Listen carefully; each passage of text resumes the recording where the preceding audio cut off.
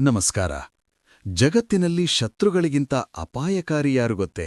ಸ್ನೇಹಿತರಂತೆ ನಟಿಸುವ ಸ್ವಾರ್ಥಿಗಳು. ಅವರು ನಿಮ್ಮ ಯಶಸ್ಸನ್ನು ನೋಡಿ ನಗುತ್ತಾರೆ, ಆದರೆ ಒಳಗೊಳಗೆ ನಿಮ್ಮ ಪತನವನ್ನು ಬಯಸುತ್ತಾರೆ.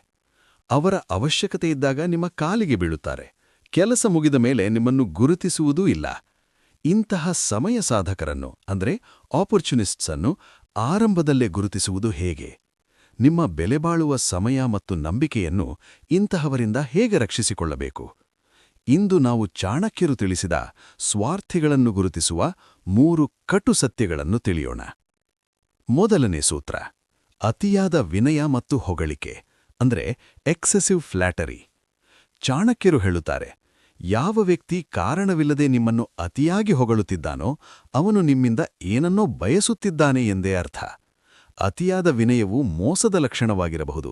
ಹಣ್ಣುಗಳಿರುವ ಮರ ಬಾಗುವುದು ಸಹಜ, ಆದರೆ ಬೇಟೆಯಾಡುವ ಮುನ್ನ ಬೇಟೆಗಾರನೂ ಬಾಗುತ್ತಾನೆ ಎಂಬುದನ್ನು ಮರೆಯಬೇಡಿ.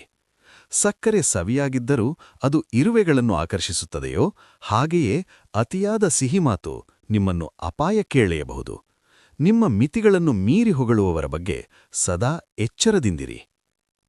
ಎರಡನೇ ಸೂತ್ರ: ಅವಶ್ಯಕತೆಯಿದ್ದಾಗ ಮಾತ್ರ ಕಾಣಿಸಿಕೊಳ್ಳುವವರು. The utility rule. ಸ್ವಾರ್ಥಿಯ ಪ್ರೀತಿ ಅವನ ಲಾಭಕ್ಕೆ ಮಾತ್ರ ಸೀಮಿತ. ಚಾಣಕ್ಯರು ಹೇಳುವಂತೆ, ಕೆಲಸ ಮುಗಿದ ಮೇಲೆ ಮನುಷ್ಯ ತನ್ನ ಉಪಕಾರಿ ಅಥವಾ ದಾರಿದೀಪವನ್ನು ಮರೆಯುತ್ತಾನೆ. ಹಣ್ಣುಗಳಿಲ್ಲದ ಮರವನ್ನು ಪಕ್ಷಿಗಳು ಹೇಗೆ ಬಿಟ್ಟು ಹೋಗುತ್ತವೆಯೋ, ನೀರು ಬತ್ತಿದ ಕೆರೆಯನ್ನು ಕೊಕ್ಕರೆಗಳು ಹೇಗೆ ತ್ಯಜಿಸುತ್ತವೆಯೋ, ಹಾಗೆಯೇ ಸ್ವಾರ್ಥಿಗಳು ನಿಮ್ಮಿಂದ ಲಾಭವಿಲ್ಲ ಎಂದು ತಿಳಿದ ತಕ್ಷಣ ಮಾಯವಾಗುತ್ತಾರೆ. ನಿಮ್ಮ ಕಷ್ಟದ ಸಮಯದಲ್ಲಿ ಯಾರು ನಿಮ್ಮ ಜೊತೆ ಇರಲಿಲ್ಲವೋ ಅಂತಹವರು ನಿಮ್ಮ ಸುಖದ ಸಮಯದಲ್ಲಿ ಅತಿ ಹತ್ತಿರ ಬರಲು ನೋಡುತ್ತಿದ್ದರೆ ಅವರಿಂದ ದೂರವಿರಿ. ಮೂರನೇ ಸೂತ್ರ: ಬೇರೆಯವರ ಬಗ್ಗೆ ಚಾಡಿ ಹೇಳುವವರು, ಅಂದರೆ ದ ಗಾಸಿಪರ್ಸ್. ಚಾಣಕ್ಯನ ಪ್ರಕಾರ, ಯಾರು ನಿಮ್ಮ ಹತ್ತಿರ ಬಂದು ಬೇರೆಯವರ ರಹಸ್ಯಗಳನ್ನು ಅಥವಾ ತಪ್ಪುಗಳನ್ನು ಹೇಳುತ್ತಾರೋ ಅವರು ಖಂಡಿತವಾಗಿ ನಿಮ್ಮ ರಹಸ್ಯಗಳನ್ನು ಇನ್ನೊಬ್ಬರ ಮುಂದೆ ಹೇಳಿಯೇ ಹೇಳುತ್ತಾರೆ. ಇಂತಹವರು ತಮ್ಮ ಬೇಳೆ ಬೇಯಿಸಿಕೊಳ್ಳಲು ಯಾರನ್ನಾದರೂ ಬಲಿಕೊಡುತ್ತಾರೆ. ಚಾಡಿ ಹೇಳುವವರು ಸಮಾಜದ ವಿಷವಿದ್ದಂತೆ. ಅವರು ಸೃಷ್ಟಿಸುವ ತಪ್ಪು ತಿಳುವಳಿಕೆಯಿಂದ ದೊಡ್ಡ ಸಾಮ್ರಾಜ್ಯಗಳೇ ನಾಶವಾಗಿವೆ.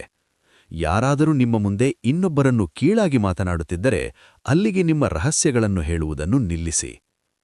ಗುಣವಿಲ್ಲದ ಜನರ ನಡುವೆ ಇರುವುದಕ್ಕಿಂತ ಒಂಟಿಯಾಗಿರುವುದು ನಿಮ್ಮ ಗೌರವವನ್ನು ಕಾಪಾಡುತ್ತದೆ. ಜನರ ನಡವಳಿಕೆಯನ್ನು ಗಮನಿಸಿ, ಅವರ ಮಾತುಗಳನ್ನಲ್ಲ. ಚಾಣಕ್ಯನ ಈ ಸೂತ್ರಗಳು ನಿಮಗೆ ಸಮಯ ಸಾಧಕರಿಂದ ರಕ್ಷಣೆ ನೀಡಲಿ. ನಿಮ್ಮ ಜೀವನದಲ್ಲೂ ಇಂತಹ ಸಮಯ ಸಾಧಕರು ಬಂದಿದ್ದಾರೆಯೇ? ಹೌದಾದರೆ ಕಾಮೆಂಟ್ನಲ್ಲಿ ಎಸ್ ಎಂದು ಬರೆಯಿರಿ. ಈ ವಿಡಿಯೋ ನಿಮ್ಮ ಆತ್ಮೀಯರಿಗೆ ಶೇರ್ ಮಾಡಿ ಅವರನ್ನು ಎಚ್ಚರಿಸಿ. ಲೈಕ್ ಮತ್ತು ಸಬ್ಸ್ಕ್ರೈಬ್ ಮಾಡಲು ಮರೆಯಬೇಡಿ. ಜಾಗರೂಕರಾಗಿರಿ, ಸುಖವಾಗಿರಿ.